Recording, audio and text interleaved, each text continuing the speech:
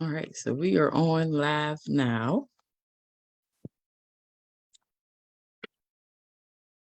So we will give folks an opportunity to come on here.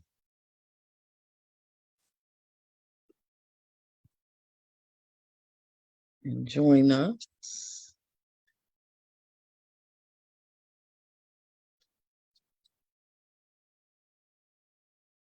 I do see some people coming on here.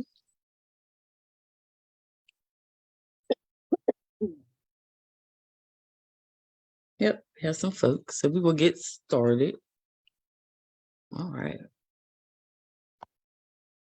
So hello, everyone. Thank you so much for joining us today. My name is Fawn Walker Montgomery. I'm the CEO and co-founder for Take Action Advocacy Group. And we do these monthly lives. We've been doing them for a while now to update people on what's going on with TAAG, the cases that we're working on, and just talk a lot about topics. We've been talking a lot about political education lately. We feel like that's a need in the community. People have been asking for more of that. So we've been talking a lot about that. So today we will be talking about specifically one of our cases here in McKeesport. We have Angel here for that. And then we'll also be talking about Black August. So just for everyone who doesn't know, TAG stands for Take Action Advocacy Group. That is our organization. We focus a lot on Black liberation. We also do social justice work, but while we're doing that work, we always focus on Black people and making sure that Black people are put at the forefront of that work. So how we take action, if we take on social justice complaints, which sometimes turn into campaigns or cases that we work on, which is what we'll be talking about today. We help people with legal assistance. We go to court with folks, kind of just help people through the process. Like I always say, the police have the police and the people have us. So we kind of walk people through that process. We also have several initiatives we support. We have a youth chapter and we have a Take Action Mon Valley chapter. Because our name is now TAG, we switched the name so we can have a focus more across the world in small communities everywhere, because our focus is the small areas. So that's a little bit about TAG. We'll throw our website there like we usually do in a comment section. But we are talking today, there was a young lady named Kaziyah Thomas that was killed here in McKeesport a few months ago. She was a resident at group home here in McKeesport, and her body was found with a white gentleman and they claim it was an overdose. And that was even before any reports got to the family. She was on and off in the care of Angel here, is her aunt. Angel has been a strong presence her entire life. Angel helped raise her. And at the time, she was in the custody of Allegheny County CYF, Department of Human Services. And they're the ones who put her in this specific group home with so many issues going on in that group home. McKeesport's family links is what I'm specifically talking about. When this all happened, me and Angel went there ourselves to talk to them. And we said, well, how long was she going? And they couldn't even tell us how long she was going because she ran. They didn't know how long she was going. We asked, was a police report filed? We had no record that it was. We still don't know if it was.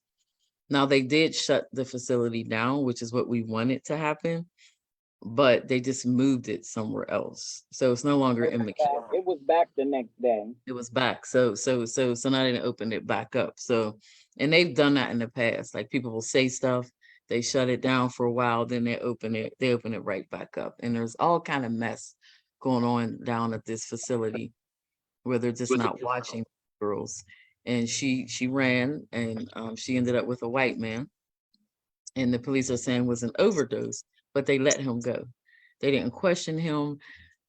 They didn't arrest him. Now they want to fine him. I use air quotes when I say that, because of the noise that we have made, not because they should have did it in the first place. Now, if this was a white girl who the police come in the house, this was a child. This was a child. The child was 16 years old. A little white girl. 14. 14. Oh, sorry. 14 years old. Little white girl. Y'all know that he'd be under the jail. They let him go. Went to his job, They fired him, but they claim they can't find him now. So I want to give Angel opportunity to speak. And then on Angel, if you could tell people a little bit about your niece and some of the things that she liked to do and some of the things that, she's working on. 'Cause I know My you said you know what? I know that she was, she had hopes and dreams and, things that Yeah. she was working on and She was just basically looking forward, to reconnecting back with her sister. She has another sister by my sister, which is their mother. But she was just looking to reconnect back with her. They have plans on, leaving and traveling to Florida. That's some things I overheard with her, my son, and my other niece. But other than that, she just went through a lot of things in life, not really being raised by her mother, and she just had she was just, had a little couple of little trouble and problems as far as that. Then she was raised by my grandmother who raised me since she was a baby, but my grandmother passed in 2015. So it was kind of hard for her to readjust. It was kind of hard for everybody to readjust losing her or whatnot.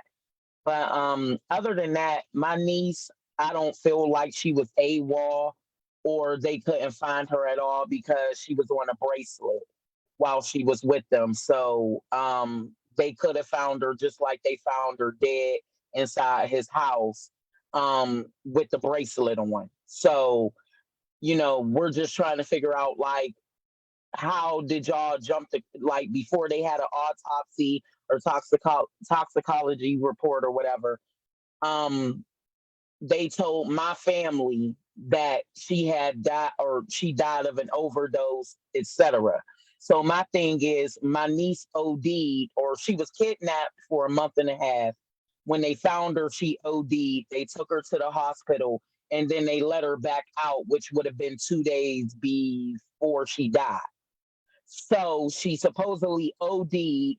Then they let her back out on the street where she was kidnapped at to, I guess, run into this man and get put on drugs until she died or whatnot. So, um, yeah, so that's the thing is neglect on the state's end. It I don't they never put out no police report for her. Every child that's missing, they put out a police report. My sister called me panicking, talking about, my niece was missing or whatnot. So I went to the police station and they were basically giving me a problem, not trying to tell me, saying that they found her. So I called the news. The news called them. They told the news that they found her. Meanwhile, my niece was still missing for a whole month and a half until she OD'd. So it's just, it's just an inconvenience. Uh, and they didn't treat her like she was a child that was going through court and she had a situation. They just let her roam. And you know there was a situation at the little Rite Aid in McKeesport one time with her and another little girl or not. They said that they was arrested, but I guess being that she was who she was, they just told them or talked to them and sent them on their way. So she was never arrested or anything or took into custody or none of that. So they wanted my niece to cooperate with them, but she wasn't cooperating with them. So it became an issue. So now this is like where we at with it.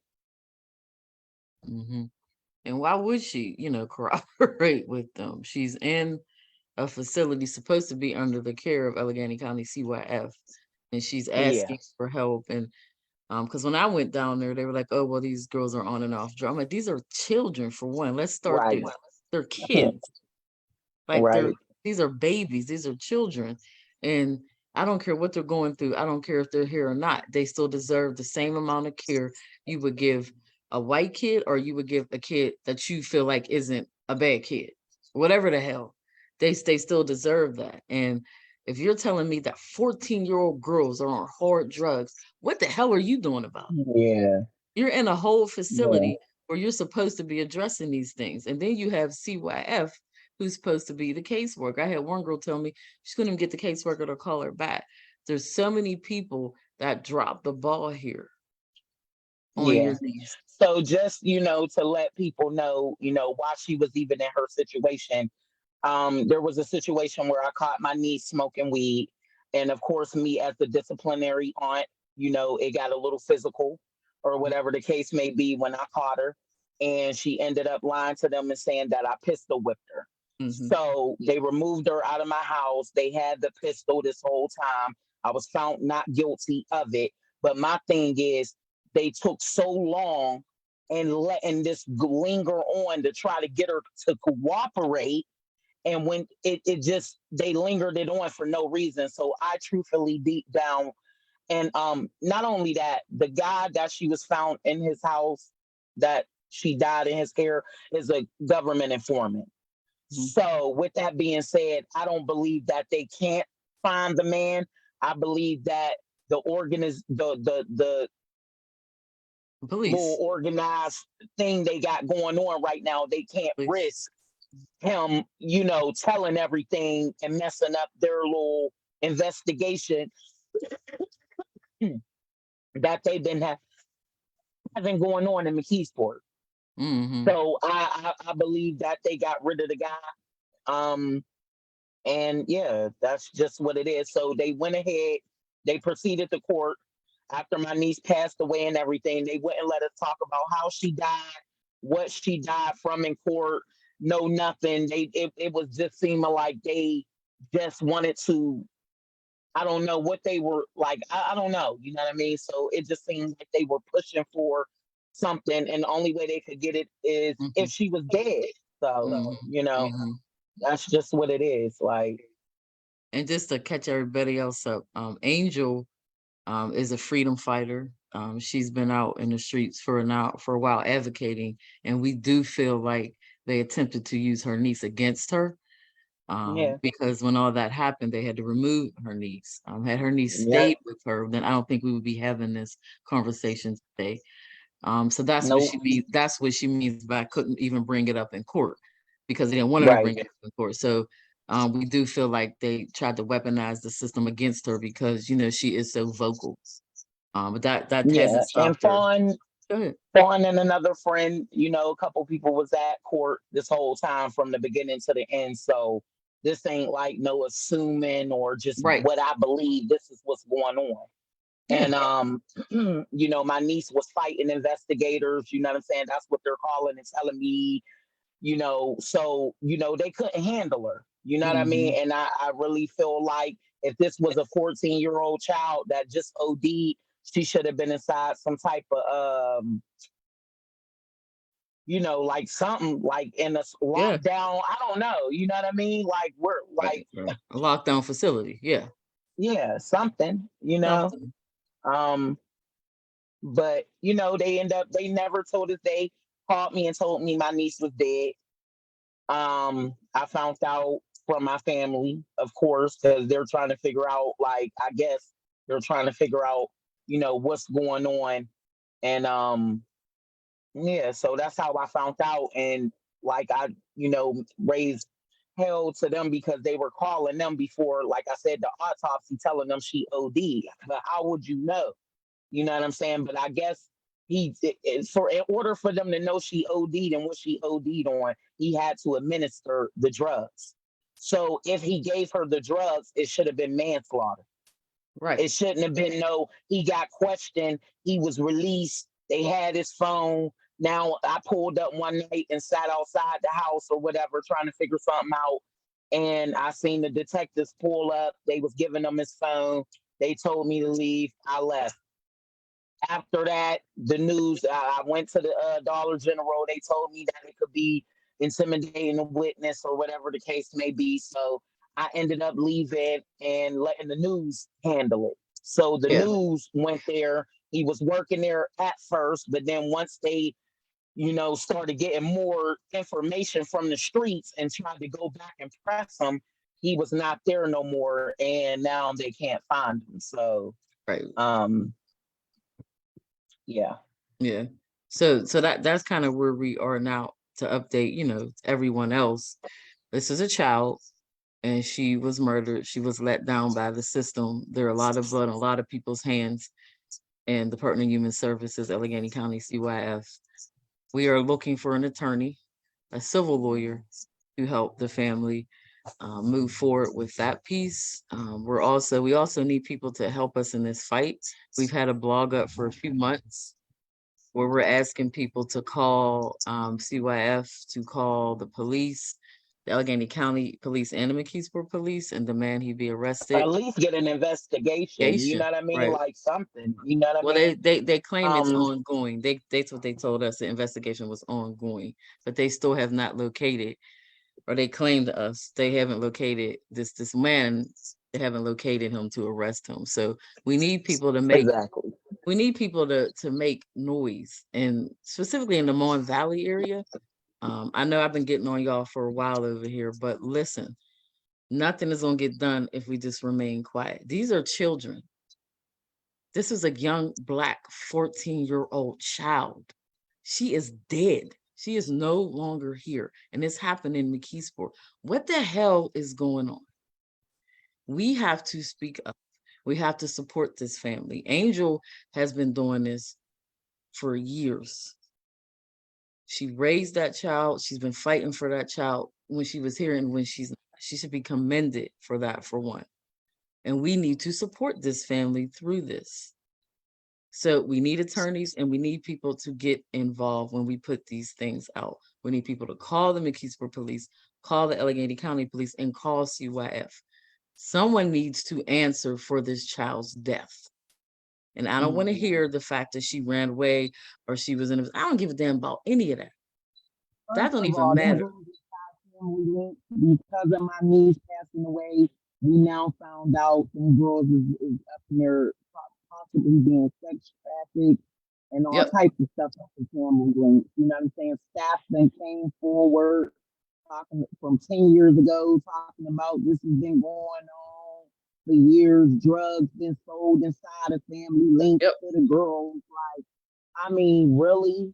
You know Yep. what I'm saying? So it's just like the staff said, my niece is the only confirmed one that died from there. Like the other ones went missing, but they haven't heard anything since. So they're not going to claim it. You know what I'm Right. saying? My niece, they got to claim it. She was Right. in y'all care on a bracelet. So Can't deny it. that's you know what I mean? Yep. So, you know, Yep. it's an inconvenience, you know what I'm saying? Because them little girls in there going through it, you know what I mean? And Keysport, is it's hard like for young girls that's running Mm-hmm. away. Like there's men constantly walking the street right by that specific family link, right by the gas stations and stuff that they be walking. And will they pass them up because they 14 and 15? Probably not. Yeah. More than likely. I Yeah. mean, and it don't justify, them running away, like she said, don't justify them going through what they were going through. Like Absolutely. my niece was never no street child. You know what I'm saying? Once my grandmother passed, she went straight into another house. Like, you know what I mean? So she didn't know nothing about Mm-hmm. running the streets and Mm-hmm. you know what I'm saying? She just running with the little girls that she clicking up with.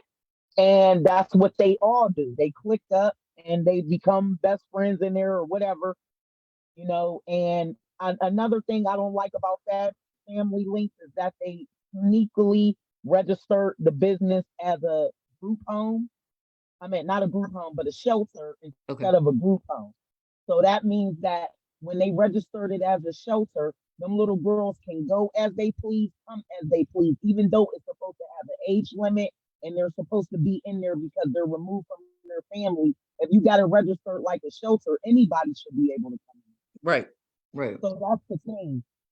They're not taking accountability for the little girls running away, little boys running away, and they can't find them because it's a shelter. So what they're saying is these children running away, never coming back, but it's like nothing you can do to them because they're a shelter instead of a group home to hold the child. Mm-hmm. Mm-hmm. Mm-hmm. Mm-hmm. It's a whole So, mess. I know you have to get back to work. Thank you for yeah, taking the I'm time on out. 5 minutes. Yeah, Thank yeah, you for taking probably. the time out to come on in, because I know this is kind of like re-traumatizing you. So thank you. Yeah, like Yeah. it's definitely been nonstop. Um, and it's just an inconvenience she ain't here no more. Because of something that got out of hand that I know she regretted in that moment. Yeah. But you know, this is just what I'm saying. This is what it is. Like it could have been anybody's child. You know what I'm saying? Not just my child or my niece, but it just could have been anybody. And there's a lot of people that never seen their child again once when their family leaves. Mm, So we don't know where they at. Like but exactly. um, yeah, that's Well, that's that's the update. yeah, that's where we are. We need civil lawyer, and we also need people to get on these phones and call CYF and call the police and demand, that they find this white man who had this 14-year-old black child in his apartment. I mean, he should have been charged with statutory rape to at least start. What the hell? Yeah, No. and we don't know. That's another thing. You didn't give us the autopsy or anything yet. You just relaying these messages. No, we should have a report. We don't know if she was raped or what's going on. They just hide and everything. That's why. And then it's just a coincidence that this is an informant and all of that. And I Mm, just, right now with my situation with that protest and all of that, I just feel like they hold protesters in certain situations to like a level like damn near like it's murder or something. I don't know the way that they treated this situation, but um, I feel like I don't know, man. yeah. I feel like if I was a regular person and I didn't have that protest prior that went wrong, um, I think it would have been a full investigation. I think he would have been arrested. I think we probably would have been getting justice right now. It's just like Yeah. they just not doing anything. They haven't actually done nothing. So Hmm. They haven't, and that's common with them in regards to policing until we make them do it, right? So we need folks to get involved. Thank you, Angel. I'll let you go get back to work. Thank you for so much for joining us, and we're going to bring on our next guest. okay, thank you, y'all. Thank you.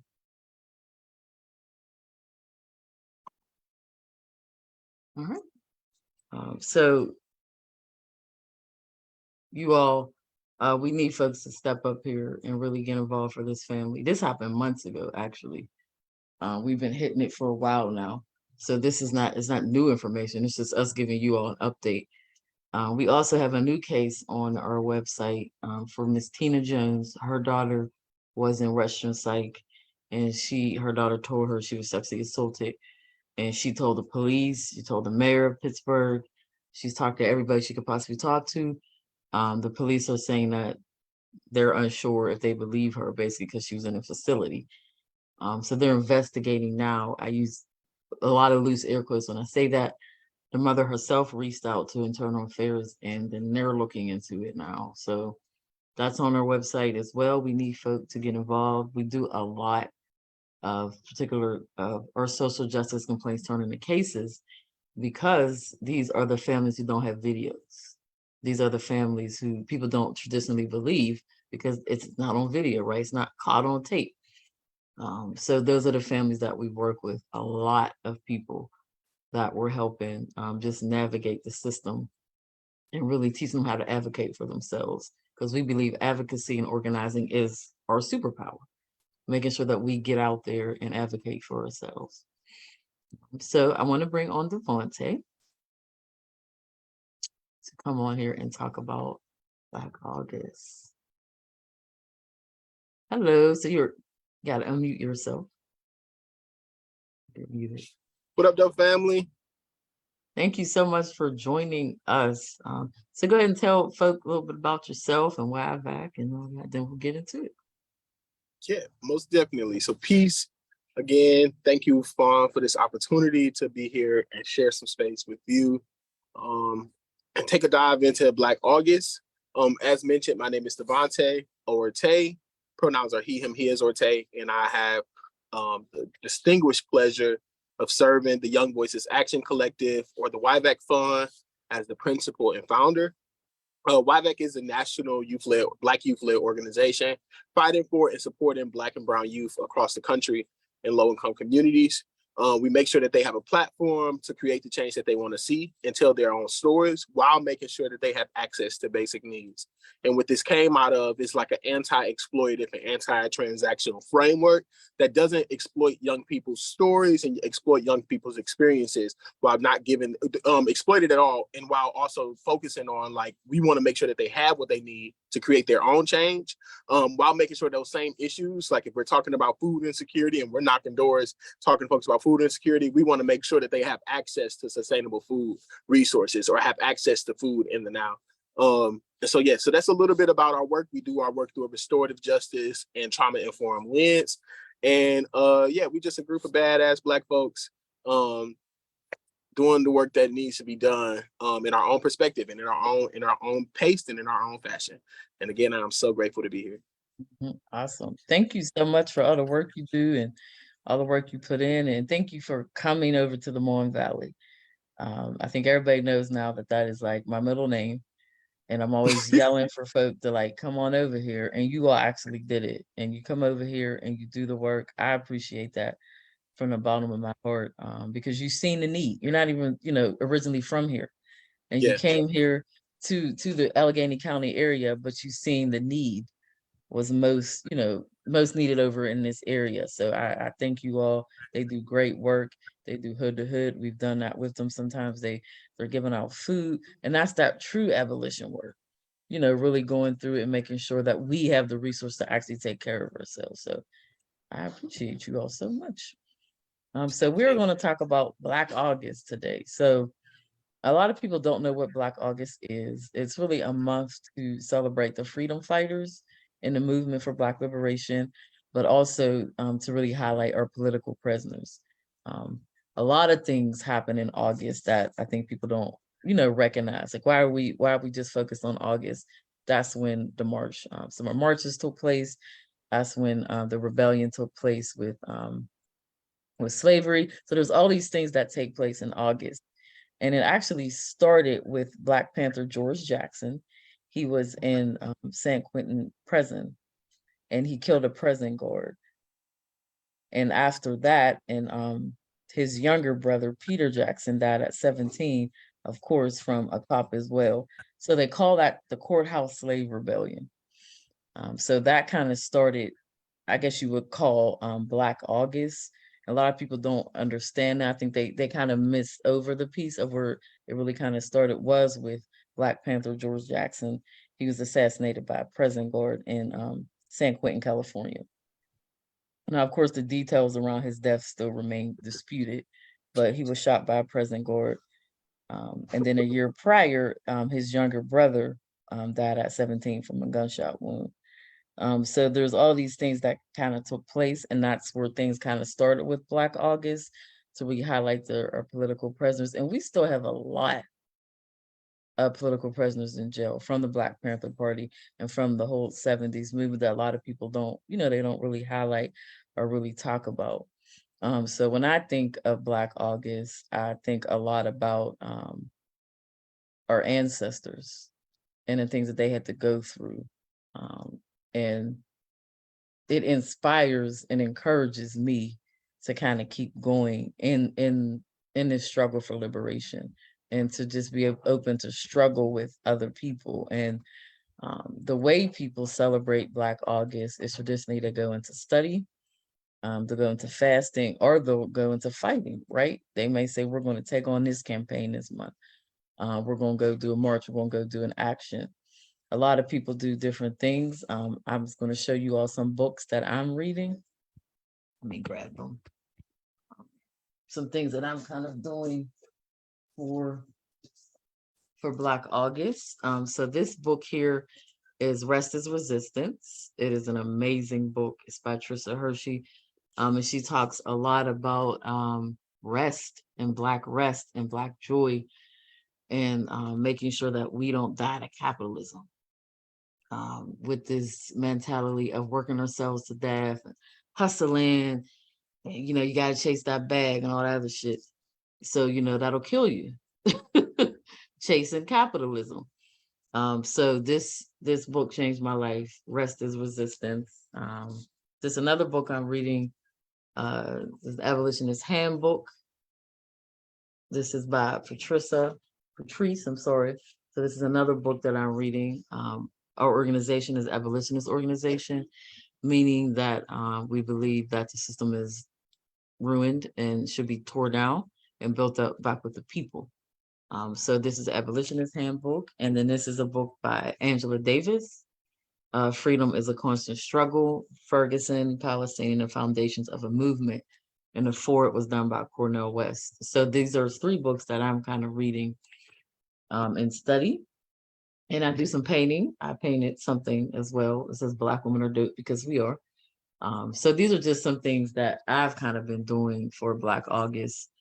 I've been really getting into just a lot of studying lately in regards to the movement and doing a lot of political education with other people. So Black August is to really honor our freedom fighters, past, present, and the ones who are deceased as well. And there's a strong focus on our political prisoners in the present industrial complex.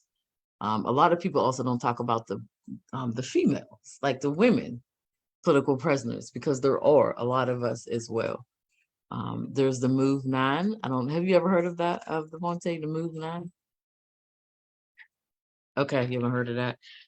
So members of the Move 9, they were a group of activists and present after the police attacked their home in August of 1978. And this was following the bombing of the Move headquarters in Philly. So this is surrounded everything that went down in Philly. There were two women there. They have since been released. Janine Africa and Janet Africa were released in 2019, y'all. Let me just say this happened in 1978.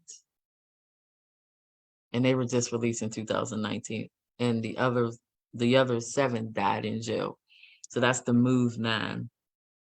And their home was attacked in Philadelphia. So there's all of these stories that we just don't talk about. So when you think about Black August, think about people like the Move 9, these sisters, Janine and Janet. Think about our political prisoners. There's people in jail we could be writing. We could be sending money to them and their families. There's a lot of things that people can do to really, really, really celebrate Black August on not a superficial level, but to really understand who the Move 9 was, as well as George Jackson, because his death preceded a lot of Black August. And as we continue on with our freedom fighting, nobody wants to do this. It's not like we wake up, we're like, yeah, our job is going to be to fight white supremacy. It's something that we have to do, so we do it. George Jackson died. He was assassinated by a prison guard, and that is one of the reasons to really spark this. So we have to highlight that. So, Devontae, if you could tell us what Black August means to you, why it's important, and how you celebrate it.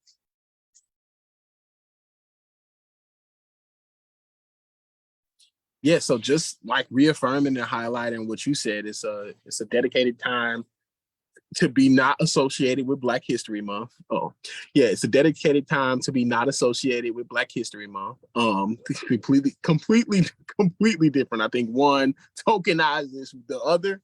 But we ain't gonna go there. I think Black August is a set a portion of time set apart for Black folks, and honestly for the autonomy of Black liberation for Black folks in the movement, to really set apart time to celebrate, honor, and really go into some education around like where we came from. I think also it transitions from, it gives us the opportunity to recognize where in the movement does political imprisonment lie, and understand where time has exasperated the issues that lie within the prison industrial complex. So around in the 70s, it was right before, I think, the very misdirected, as like my mentor Jay Sean Larsosa would say, a very misdirected war on drugs, right? This was like around that time. This is around like where there was a lot of like civil revolutions that happened in Black communities across the country. Even thinking about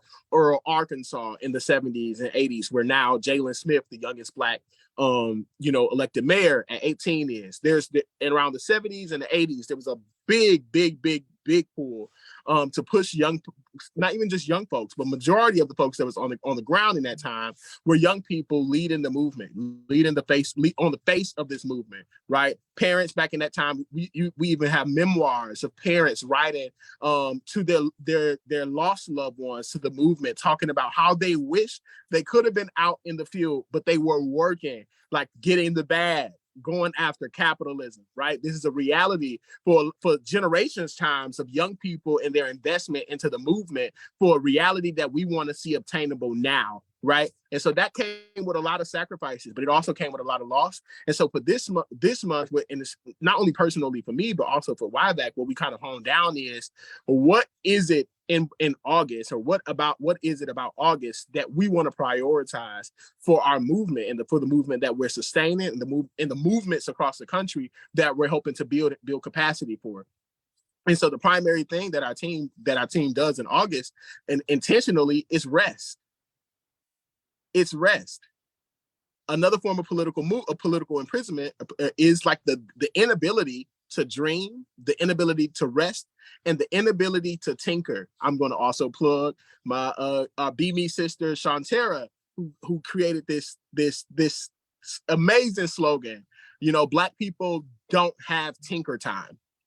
And so our constraints to capitalist systems prohibit us from engaging in things like movement spaces. It prohibits us from engaging in things like mutual aid, or even calling folks for the auntie who we just seen on the call, calling like CYF to actually petition on the behalf of another Black child. To like actually, go and call folks on behalf of another Black child. Most times it's not folks it's not like that folks don't agree with the movement or folks don't want to participate. It's a couple questions about how do we plug in. It's a couple questions about how do we stop what we're doing that creates a livelihood for the sustainability of Black moms working at McDonald's in McKeesport, or trying to get in McDonald's or Eden Park in McKeesport, right? How do we break from these constructs to actually call and demand justice from one thing that doesn't take a risk? And the reality is, August should be a reminder that there is no liberation without risk. But there's no liberation without rest. So the risk and rest has to be equivalent. And so what we do every year in August is we have our like Black Joy, Black Love, and Black Strategy retreat. We spend 5 days in a different part of the country that we've never been in, or that we haven't done institutionalized work in. We probably supported partners or done some work there, but we try to spend some time or in a new spot. And so last year we did it in the Black Hub, Detroit, most majority Black city, major city in the country, which is also where I'm from. Make sure I plug that. What up, though? Again. And so we did it in Detroit. This year we did it in Atlanta.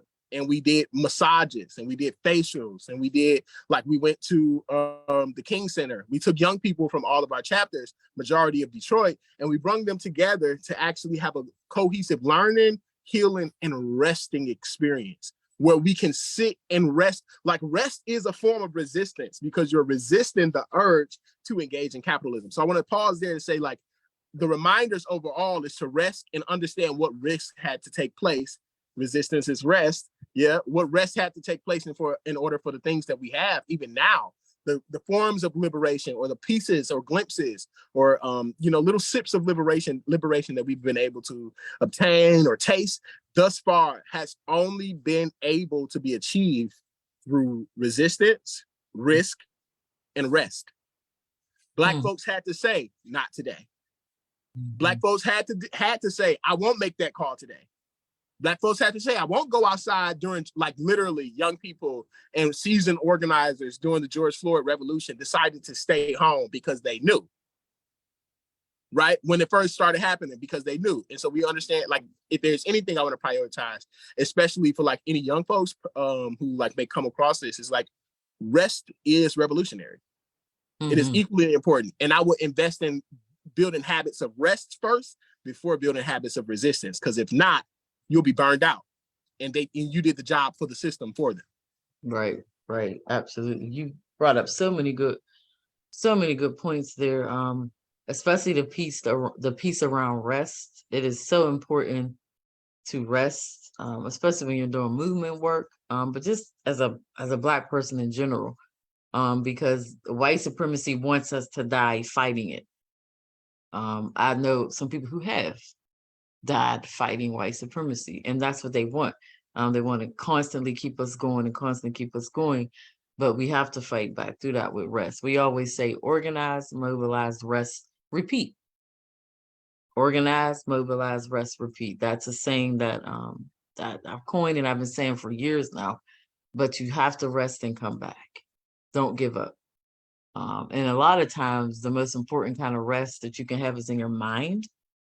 I'm liberated in my mind, so it's hard to tell me anything because my liberation is up here, and I know that it's in my mind. So all of that comes though from studying, that comes from reading, that comes from being in community with people in the movement. I've been doing this since I was 11 years old, and being in community with people and reading and resting and prioritizing myself has been the most helpful for me to continue on with the movement building. And it's so important to have that ability to be able to rest mentally and physically. Also, you have pointed out people want to get involved but are unsure always how to plug in with that. And there is some sacrifice that comes with movement building. If you look at the Black Panther Party, a lot of that was self-funded. A lot of that was people getting together, putting their money together, taking back resources they thought were, they knew were ours initially. So a lot of it is sacrifice. Got to just, these are my people. And it's my duty to fight for my freedom. And it's my duty to win. So we all, I think, have to look at it that way. But there's so many ways people can get involved. I definitely hear you about the mothers working and, we're not going to be able to take off to do this. We always need people to make calls as far as calling out some of these systems, sending emails. If you can't get out, then, can you make a call? Can you just come to an event? There's always things that people can do within a movement. And everybody's role changes in the movement too, because you grow and you evolve. So there's so many things that people can do, but I do hear that a lot with people saying they don't really know, kind of where to go or how to get involved. And but there's so many avenues. I guess maybe depending on where you live, but if you're in an area where there isn't an org, virtually there's a lot of things that you can get involved in as well. But I do hear a lot of people point that out. Well, I don't have the time to maybe do this, fine. Maybe then I can do that. And all of that is helpful, to the movement. So you said a lot of good things there. And I wanted to point out, now when you said people get tired, I thought of Alabama, which was hilarious. Kudos to them. Shout out to them. Yeah, and it was in Black August. Yes, it was with Montgomery's rich history and like just civil disobedience in itself, and like youth radicalism in Montgomery. Period. Yes. Like it with the bus boycotts or anything that has happened in Montgomery, and also though I will say that cycles and trends, they happen. Mm-hmm. So Wybeck created this theory called predictive organizing. So it's a model we use to track trends, events, and cycles that happen normally between a 4-year time span. Normally the cycles always plays out during election season, but we use it to create scenarios to help us figure out how do we plan the trajectory of our work? How do we shift it? How do we be ready for things like, mass shootings in schools, in churches, in grocery stores that started off this year? You know what I mean? Like, how do we be prepared for things like that? Well, it's because, we have access to trend. We have access to stories and experiences from the people mostly experienced, right? And so what we started off doing before we even started off doing any work was this thing called SOTI. And it's a storytelling tool that elevates the stories and experiences of Black and brown youth in the communities that we work in. And so they listed about a bunch of issues that they prioritized needed to be focused on.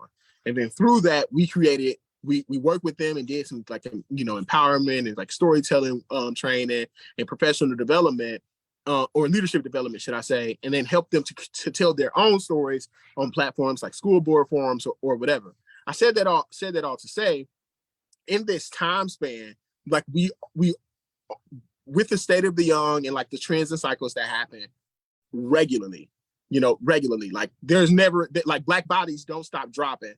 There is an algorithm, there is a sequence to this, like whether folks want to accept it or not, there is a sequence to these things happening that, or at least a sequence to it getting carried through narrative and media. Okay, we pay attention to it and we track it, and helps us identify how do we move forward so that we don't be reactive, so we don't be burning out. And every time something happens, like we feel like we need to respond. And this is also transparently, as a leader, making those type of decisions to make sure that like at any expense, we have the capacity to do what we have the capacity to do and not burn our young people out, thus not having fuel for any movements like what we are finna gear up for before 2023 ends, right? This is just clear without me saying too much, because we're talking about political prisoners. I get what I'm saying? This is just clear evident on like what happens every 4 years, the year before an election, the year before the candidates start pulling out their pews. We predicted this year that the narrative will be gun violence is higher and raging in Black communities across the country, right? Where there was a slew of Black elected officials, elected in these cities, right? We kind of figured that would be happening, right? That doesn't negate the violence that's actually happening on the ground, but the data shows something different. Oh, the data shows that violence is dropping, but we got to carry with the trends. And so I said that to say, also around like Black August is understanding where and when you as a person respond. Like there's an individual responsibility to the movement, and especially to abolition work.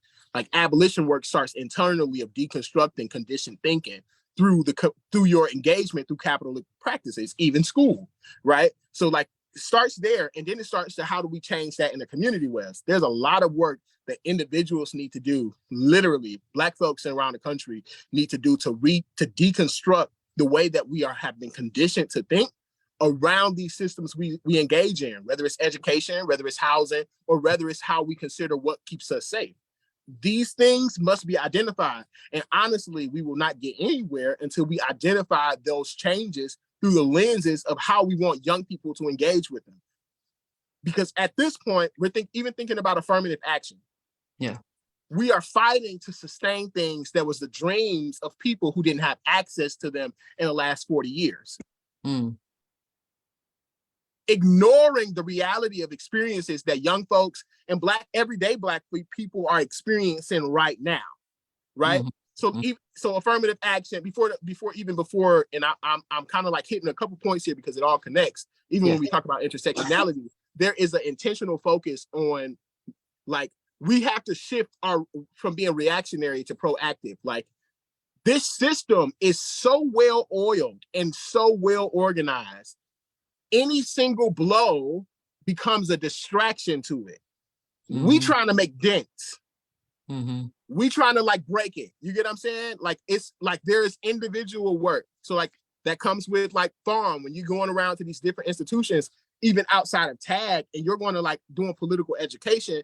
That's the internal work that you're helping people go through to understand these conditioned systems, as well as when folks like Coach Z, who's our co-founder for Why That, go and certify folks or go lead people through trauma recovery sessions. It is doing the internal work to then we can move you to a space of political activism. Right? The reality also is some people are not ready to engage in the sphere of political activism that a lot of these institutions are moving towards. Like, and that has to be the truth. So there has to be that's why we said rest and care is the first thing. Because if I can teach Black young men that getting like taking care of your face and taking care of your body is healthy, then when we under attack, I won't have to talk about keeping up with our health. You get what I'm saying? We won't have to talk about adding health as a whole program to YBAC if we are intentionally investing in the health and wellness. Then we can talk about these are the attacks to the health institution, why Black folks barely don't have access to mental health professionals. One, because we don't have health care. Like we don't have to go through that if we're investing in holistically. Like now in Black August, we realize the risk that has happened. In Black August, we realize how much rest secures us in the future. If I rest now, how much time am I buying in the future? Right. How much power am I reserving now? Instead of making these distractions and loud noises. That's not going to make literal transformative changes in the communities, in the lives of the folks we engage in. It's like it's not impactful. And so like I started off even this year, like literally talking, my personal transformation was I'm not engaging with, and this was actually towards the end of last year, I'm not engaging with anything that is not impactful and effective for Black communities right now. Mm-hmm. Mm-hmm. Yes, we're talking about the long term. Yes, we're talking about liberation. Yes, we're talking about but liberation is an active thing. It's an active lifestyle. We can't limit it to, we'll be free when, everybody from when the prison complex falls. Mm-hmm. What are we doing to secure the freedom of folks who are outside of the complex? Mm-hmm. Mm-hmm. So yeah, that's a rant to say there's many prongs to what we need to be doing even now to really invest in the work that folks why we even have a memory of Black August, the work that they started, the work that's been happening, true abolition work, true work on the ground to better people. Even think you mentioned the Black Panthers, you mentioned the work that they were doing to educate people in their physical, their spiritual, and their mental. Literally advancing people's cerebral capacity, building up their physical strength, and making sure that they get spiritual nourishment at the same time. Mm-hmm. Mm-hmm. Yes, you said so many good things about the individual piece. There's an individual piece in the movement, we're in a collective piece. So the individual work is so important around us like you said, deconstructing our own beliefs. That's ongoing work. That work never stops. That is something that is ongoing. It is so important to do. And then when we say deconstruct, what we're talking about is the fact that Black people internalize white supremacy ideals. We internalize those, we eat them up, and then we use them against each other. One big way that we all know about is us killing each other. That's internal racism. There's no such thing as Black on Black crime. That does not exist. There's no such thing as, that's why you don't hear them say white on white crime or Chinese on Chinese crime. That crap doesn't even exist. And when you talk about crime, there's so many systemic reasons as to why crime exists. So you can't ignore racism or the systemic effects from that. So that's what we mean when we say deconstruct our own thoughts about it. Because if we believe, if we're buying into this myth on black crime, if we're buying into the myth that of professionalism, that's a big another thing about black people. Like my hair, it's natural. So it's not like your long, your straight hair that people would, assume. So some people don't see this as professional. So they say that's not, it's not professional. Professionalism and buying into those things is us buying into white supremacy. Because who said that? Who are those standards? There's a European standards. Those are not our standards. So we do have to deconstruct those things in our mind. And you don't have to come into the movement all set to go with that, but at least come in there with the understanding that you have to do some of the internal work yourself. A lot of people are brought into the movement by events. There could be an event that happens around them or close to them or not even in their area, and they're brought into the movement. And that's great because we want folk to come in. Just when you come in, be open to the education piece and be open to the work you have to do in yourself, because it'll sustain you to stay in the movement forever and not like just a minute, right? Just something happens and you hop in and hop out. This isn't a job, it's a lifestyle. It's a commitment. But it's so well needed to get people involved. So I wanted to just point that out, that individual work is ongoing. Personally, I had to deconstruct a lot of the things that I had about accepting, like I would used to tell my daughter, no, you have to be better than the white people. Well, what the hell is that? Why do we have to be better than anybody? You know what I mean? And this thing called Black excellence pisses me off because no one's excellent. Let's be clear. No one's excellent. We're not magical as Black women. We don't have powers, any of that shit. We're people, regular people. So we have to start pushing that onto our kids. Like this myth of Black excellence does not exist. So I had to deconstruct my mind, to get a lot of that out of my head. So just sharing that so y'all can understand that this is ongoing. And we're always deconstructing things, within ourselves that we think, so we can begin to think differently. A lot of that comes with that internal work. So thank you for pointing out that individual work that is necessary to be done. And that'll make you easier to be in community, be more of a collective mode of thinking. Elder Angela Davis speaks a lot about individualism within the movement and not thinking from a collective community standpoint. So that's the so some folk I talk to in the hood will say, self-preservation. Well, we ain't looking for self-preservation. We are looking for collective preservation as the community as a whole. And we see a lot of that in McKeesport. We'll see certain pockets of Black folk doing okay, certain families doing okay, but all of us need to do okay to make that more collective and make it more of an impact in the community. So it's important to recognize the individual role as well as the collective role that kind of goes into that. I did want to speak about an experience I had with the Karumbe River Collective. This was a statement that was written in the 70s by a group of Black women. Elder Barbara Smith was one of those women. We're a part of the movement for Black lives, so we were able to have some recent conversations, and they were amazing. I recommend everybody go read this statement. We'll put it in or under the chat here, but it's called the Karumbe River Collective. It was really a group of Black women in the 70s that made space for us, for Black women, to talk about what things we were going through, some things that they were experiencing with misogyny. Some of these women were lesbians as well. So they kind of like, we're going to make this space for us in this movement. And it's extremely powerful. Please read it.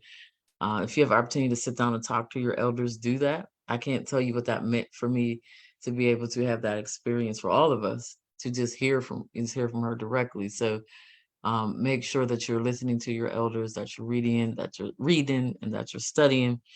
And there is no limit to where you can do this. So the ancestor I spoke about earlier, George Jackson, he started a chapter of the Black Panther Party from jail, y'all. Did this in jail. So we can do it in or out. Did this in jail, when he was living. He started a Black Panther Party in jail. So these things can happen anywhere.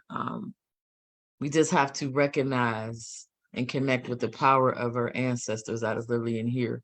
We spoke about Montgomery, Alabama. 2 hours before that, there was a group of Black women that came, to welcome the ancestors. The boat was Harriet Tubman, y'all. So there's this connection with our ancestors that we really have to start to tap into.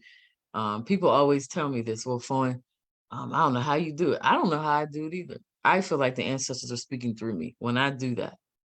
That's the only way that I've been able to sustain it this long and to keep doing it is because there's a point where the ancestors literally start to speak through me. And I allow that to happen. So we have to be able to connect with that piece of ourselves and, kind of be open to that. So thank you for bringing the piece up about the individual work and the collective work. That's necessary to be done to continue on in the movement. Did you have any closing things you kind of wanted to say about Black August? And if you could also just go over how people can get involved with you all. Oh yeah, really quickly, like really quickly, I wanted to say on the personal transformation point is like, sometimes the same people who scream at abolitionists, the first people calling the police when something happens to them. Mm-hmm. Mm-hmm. Right. And the big part of the biggest test of like that personal transformation for me was literally this week, last week. my car was stolen. Mm. The car we used for all of our like y'all know, like the organizer's car got all the stuff in there, like all the everything in there. Like we just stocked up some stuff. We got some donations for our free store in Detroit, and the car was stolen with everything inside of it. Oh no. Of course, like because of like the insurance and stuff, and I didn't want to be like inside of a car that was reported stolen. Like we said, no charges pressed, like nothing. Like don't even like engage, especially, literally my words, especially if it's a young person. Okay. Well, I did some type of backlog and found out, like, you know, long story short, my card was left in the car. So I was able to go to the gas station, you know, did all of the work that the police get paid to do. Yeah. Yeah. You found him. Found him.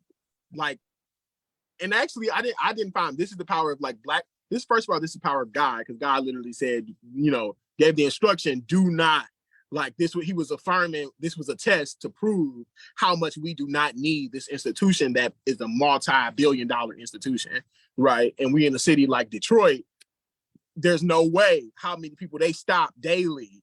I'm like, my car shouldn't have been, you get what I mean? So yeah, this was just a test to prove like that worked. Well, more the story is, like, because I didn't call the police, because I didn't get him arrested, even though we knew where he is, know him, like know people, like literally the whole community came out from literally about 4 or 5 city range, sending in updates about where my car was and everything. And to the point where it was just like, you know, we are no longer invested in since the beginning.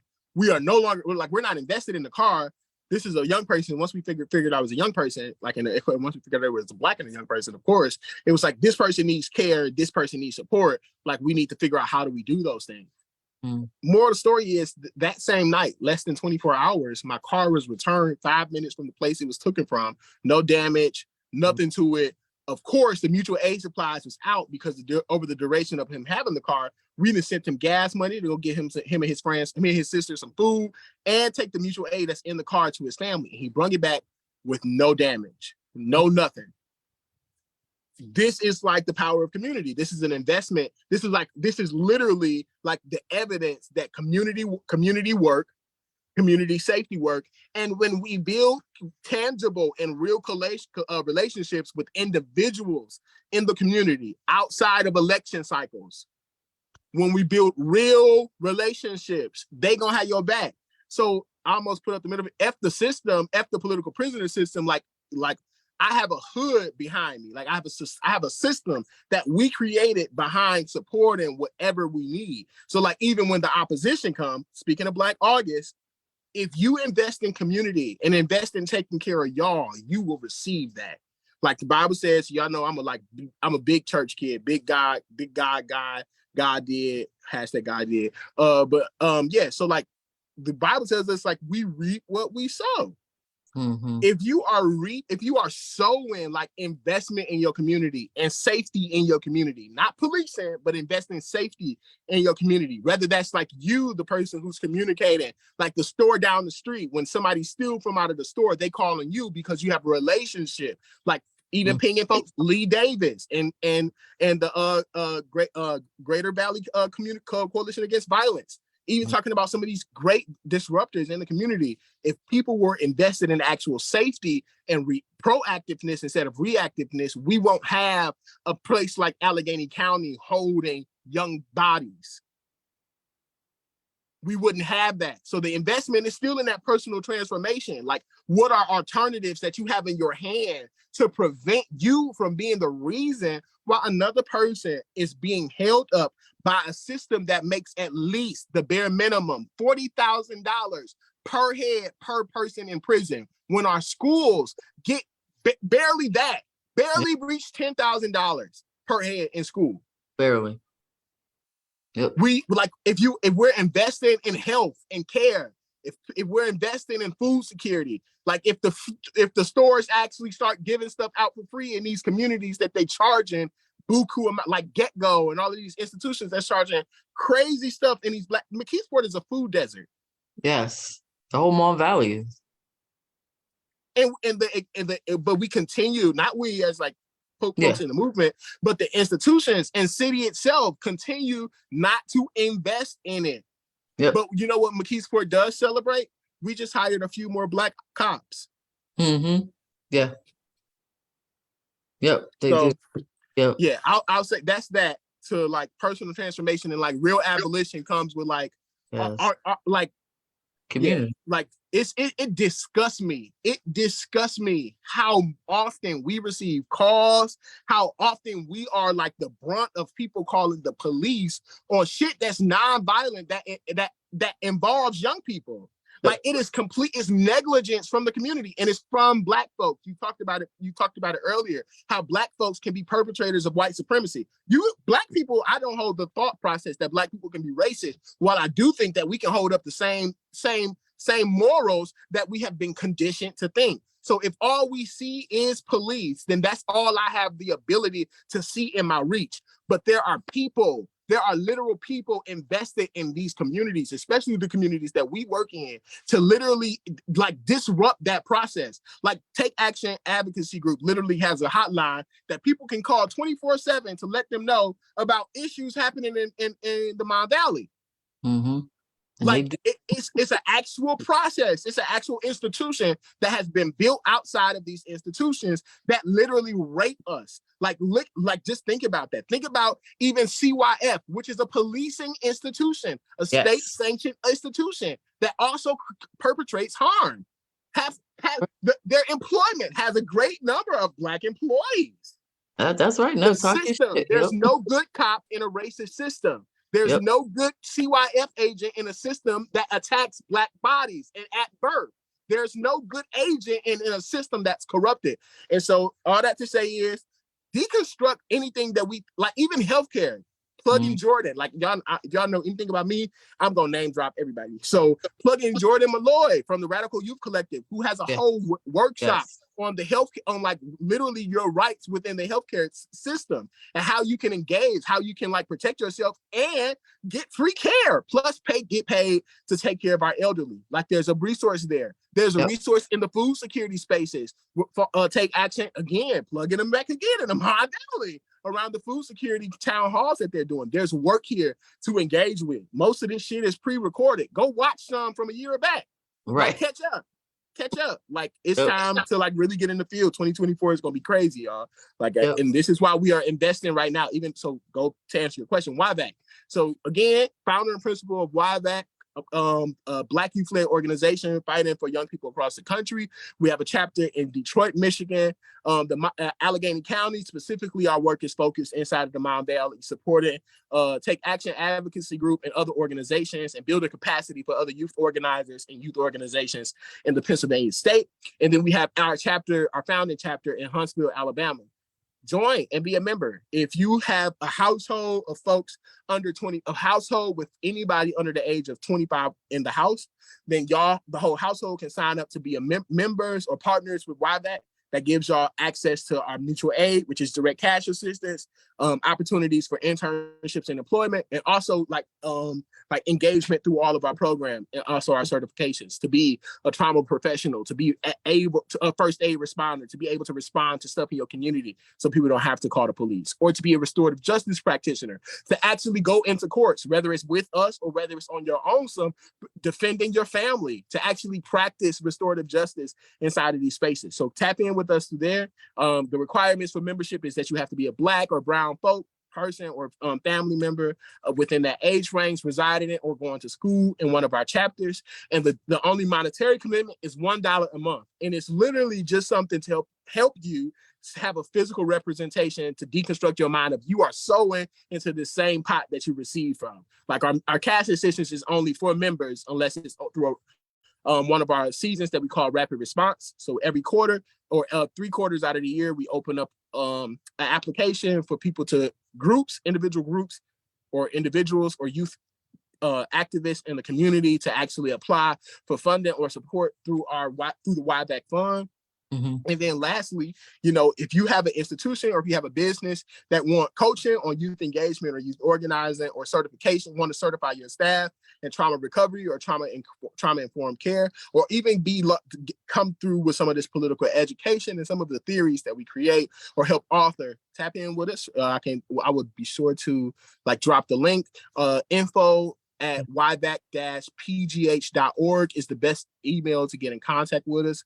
And I hope I didn't miss anything. I got like cues going everywhere. No, like I said, talk your shit because everything you said was completely accurate. Everything that you said. Like I said, I thank you for your work. I completely agree, like I said, with everything that you said. We will put YVAC's website in the chat section on the Facebook Live and all the other resources that were named as well.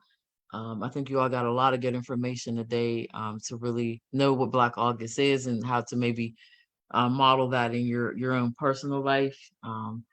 You can always write some of these political prisoners that are in jail.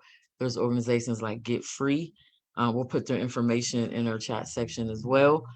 You can always write, you can always send money to them and their families. They need all of those particular things to happen. So it's a little after 7, so we want to let everybody go because we usually only do an hour, but this was highly important. We wanted to go over just a little bit. So we're going to let everyone go. And then please check the chat. The chat section of the Facebook Live. We'll put all of these resources in there. So thank you to Devontae for joining us today. And did you want to say something real fast? Yeah, my bad. 412 Ukombozi 412. They sell paintings and all the proceeds go directly to our loved ones who are behind bars. So Ukombozi 412, and then the Wellness Collective for like any of the housing work that folks want to get engaged with, like talking about CYF and the displacement of young people. Like tap in with the Wellness Collective and the work that they're doing and brewing for the housing work. I just wanted to make sure I plugged them. And yeah, sorry. Yes. No. And we'll put that in the chat too. Shannon does great work over at the Wellness Collective. So yeah, cool. Thank you all for joining us. We appreciate it. We'll throw all of this information in the chat section. Live out your liberation, celebrate Black August, and recognize the power of yourself and the ancestors. So I will see you all later. Thank you for joining us.